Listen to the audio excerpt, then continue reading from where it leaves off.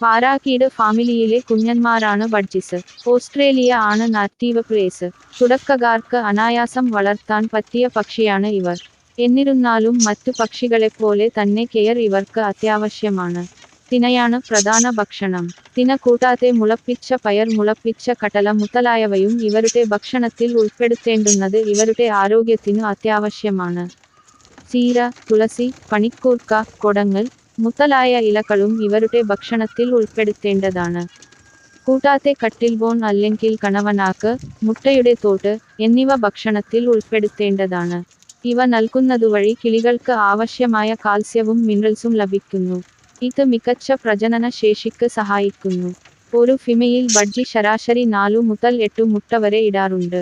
18 ദിവസമാണ് മുട്ട വിരിയാൻ എടുക്കുന്ന കാലയളവ്. മുട്ട വിരിഞ്ഞു 35 ദിവസം കഴിയുമ്പോൾ കുഞ്ഞുങ്ങൾ നെസ്റ്റൗട്ട് ആക്കും. 6 മാസം പ്രായമാകുമ്പോൾ ബഡ്ജിസിനെ ബ്രീഡ് ചെയ്യാം. 5 മുതൽ 8 വർഷമാണ് ഒരു ബഡ്ജിയുടെ ശരാശരി ആയുസ്.